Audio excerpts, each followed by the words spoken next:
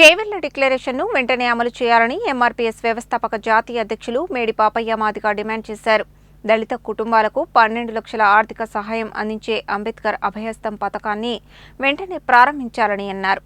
తెలంగాణ ప్రభుత్వం ఎన్నికల మేనిఫెస్టోలో దళితులకు ఇచ్చిన హామీలను చేవెళ్ల డిక్లరేషన్ను వెంటనే అమలు చేయాలని మాదిగ రిజర్వేషన్ పోరాట సమితి స్పష్టం చేసింది. మంగళవారం నల్గొండ జిల్లా కేంద్రంలో నిర్వహించిన ఎంఆర్పీఎస్ ప్రత్యేక సదస్సు విజయవంతమైంది. ఈ సందర్భంగా ఎంఆర్పీఎస్ వ్యవస్థాపక జాతీయ అధ్యక్షులు మేడి పాపయ్య మాదిగ, రాష్ట్ర అధ్యక్షులు కేదాసి మోహన్ మాదిగ, యువసేన రాష్ట్ర అధ్యక్షులు మంచాల యాదగిరి మాదిగ, రాష్ట్ర ప్రధాన కార్యదర్శి రామ్జీ సైదులు మాదిగ తదితరులు మాట్లాడారు. రాష్ట్రంలో సంక్షేమ పథకాలు కేవలం కాగితాలకే పరిమితమయ్యాయని, అర్హులైన దళిత, బడుగు, బలహీన వర్గాలకు ఎలాంటి న్యాయం జరగడం లేదని నాయకులు మండిపడ్డారు.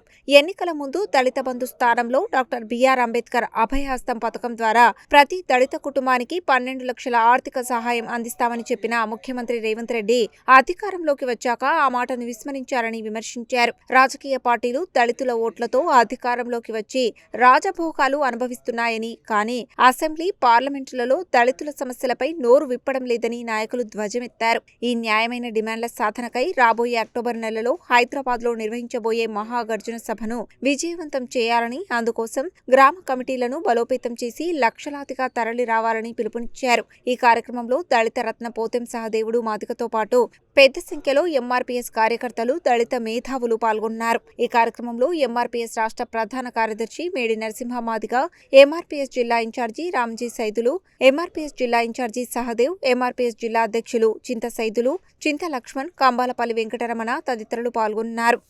మాదిగలు, కొత్త మాలలు, ఉపకులాలు అనేక రకాలుగా ఇక్కడికి ఈ సదస్సుకి రావడం జరిగింది.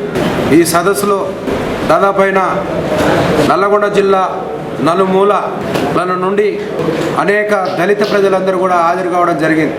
ప్రధానంగా మా కార్పొరేషను కనుమరుగైపోయింది, మా డెవలప్మెంటు కనుమరుగైపోయింది, మా ఉన్న కార్పొరేషన్ డెవలప్మెంట్ చేతగాక ఈరోజు వైశ్య, రెడ్డి కార్పొరేషన్ల పేరు మీద మళ్ళా పేర్లు పెట్టారు. 40-50 సంవత్సరాలుగా కార్పొరేషన్ కాపాడుకోలేనటువంటి అసమర్థత కలిగినటువంటి గత ప్రభుత్వాలు, ఈ ప్రభుత్వాలు పేరుకు చైర్మన్ పెడతారు, కార్పొరేషన్ చైర్మన్. కానీ ఆ చైర్మన్ ఓద నుండి కానీ కార్పొరేషన్ నుండి కానీ కనీసం ₹1,00,000 కూడా ఒక లోన్ ఇచ్చింది. మరి 13 సంవత్సరాలుగా ఏ ఒక్క రూపాయి కూడా చూడలేకపోయినాం. చాలా బాధాకరం. ఉమ్మడి రాష్ట్రంలో అప్లై చేసుకున్నటువంటి తమ్ములకి 2 లక్షలు, 3 లక్షలు, 5 లక్షలు వచ్చినాయి. కనీసం ఒక రెడ్మెంట్ షాపు, ఒక కారు, ఒక ట్రాక్టరు, ఆటో వచ్చింది. కానీ ఈ 13 సంవత్సరాలుగా కేసీఆర్ ముఖ్యమంత్రి అయిన నుండి మొదలుకొని రేవంత్ రెడ్డి ముఖ్యమంత్రి అయినంత వరకు కూడా కనీసం అయినందుకు కూడా ఒక్క కార్పొరేషన్ ఒక లోను రాకపోవడం అనేది ఎంత బాధాకరమో, ఎన్ని ఇబ్బందులు పడుతున్నాయి తెలంగాణ రాష్ట్ర ప్రజలు, మా దళితులు ఒక్కసారి అర్థం చేసుకోవాల్సిన అవసరం. ఈ రాష్ట్రాన్ని ఏలుతున్నటువంటి ముఖ్యమంత్రి గారికి విన్నపం చేస్తున్నాం, డిమాండ్ చేస్తూ ఉన్నాం. అయా ముఖ్యమంత్రి గారు, మీరు కేసీఆర్ గారు దళిత బంధు అని చెప్తే ₹10 లక్షలు దళిత బంధు పేరు మీద ఇస్తున్నారంటే, లేదు అంబేద్కర్ అభయహస్తం పేరు మీద 12 లక్షలు ఇస్తానని చెప్పినటువంటి నువ్వు 3 సంవత్సరాలు గడుస్తూ ఉంది. ఏ ఒక్కరు కూడా ₹12 లక్షల కాదు కదా, ₹1,00,000 కూడా ఇవ్వకపోవడానికి మేము మనుషులం కామా? ఈ రాష్ట్రంలో మేము మనుషుల లెక్క బతకవలసిన అవసరం, మేము ఆత్మగౌరవంతో బతికి కనీసం మేము బతకాలని నీకు ఆకాంక్ష ఉందా లేదా? మా యొక్క దళితుల ఓట్లు వేసుకొని దళితులకు లేనిపోని హామీలు ఇచ్చి మీ చేవెళ్ల డిక్లరేషన్లో అనేక రకాలుగా మాటలు చెప్పి దళితుల కోసం చెప్పిన మాటలు ఏమైనాయి? ఎందుకు మమ్మలను ఈరోజు ఇంత చిన్న చూపు చూస్తూ ఉన్నాం? ఈ రాష్ట్రంలో మా సంపద ఎక్కడ పోయింది? మా డెవలప్మెంట్ ఎక్కడ పోయింది? ఈ రాష్ట్ర ముఖ్యమంత్రిగా నువ్వు కాకపోతే జవాబు ఎవరు చెప్పాలి? నువ్వు పొద్దున్నేస్తే సాయంత్రం వరకు నువ్వు కేటీఆర్ నువ్వు హరీశ్రావు, ఇంకో రామచంద్రరావు, బీజేపీ, మీరు అనేక రకాలుగా బూత్ పదాలతో ఈ రాష్ట్రంలో పేపర్లలో, టీవీలలో చూడలేకపోతా ఉన్నాం. ఇలా ప్రభుత్వంలో ఉన్నోడు మాట్లాడు మా సంక్షేమం గురించి, ప్రతిపక్షంలో ఉన్నవాడు మా గురించి మాట్లాడు. మా ఓట్లే మీకు ముద్దా? మా సంక్షేమం వద్దా?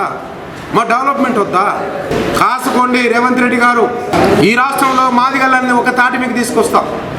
లక్షలాది మంది చేత భారీ ప్రదర్శన, ఇంద్రపరటి నుంచి అంబేద్కర్ విగ్రహం సెక్రటరీ వరకు కూడా వస్తాం. మా డెవలప్మెంట్ ఎట్లా మరిశారు? ఎందుకు మరిశారు? మా డెవలప్మెంట్ కార్పొరేషన్ ఎందుకు మరిశారు? మా కార్పొరేషన్ నిధులు ఎక్కడ పోయినాయి? మాకు రావాల్సినటువంటి కాంట్రాక్టర్లు కానీ మీరు చేసే పనులలో కానీ 15% రిజర్వేషన్ అంటే ఈ ₹15 ఎక్కడ పోతున్నాయి? ఇది జవాబు చెప్పాల్సిన బాధ్యత ఈ రాష్ట్ర ముఖ్యమంత్రిగా రేవంత్ రెడ్డి గారికి ఉంది. మా డిమాండ్ అంతా ఎంఆర్పిఎస్ డిమాండ్ అంతా ఖచ్చితంగా ఒకటే, అది తక్షణమే ఈ 2 నెలలు మీకు టైం ఇస్తూ ఉన్నాం.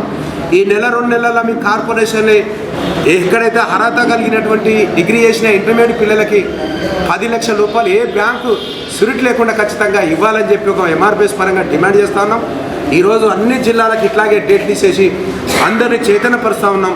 చలో హైదరాబాద్ పేరు మీద మరి ఒక కార్యక్రమాన్ని భుజస్కంధాలు వినేసుకొని ముందుకు పోతూ ఉన్నాం.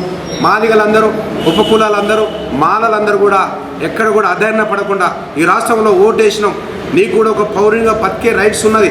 నీకు మౌలిక సదుపాయాలు కల్పించాలి, ప్రతి ఒక్కరికి ఇల్లు కల్పించాలి, బాత్రూములు కల్పించాలి, బిడ్డలకు మంచి చదువు కల్పించాలి. రాష్ట్ర ప్రభుత్వాల బాధ్యత. మేము ఊకనే ఓట్లు వేసుకోలే, మీరు కొట్టుకొని సస్తం 1000 కోట్ల రూపాయలు సంపద దోసుకుపోతామంటే ఎవడు ఊకోడు. ప్రజలందరూ తరిమి కొట్టవలసిన అవసరం ఏర్పడుతుంది.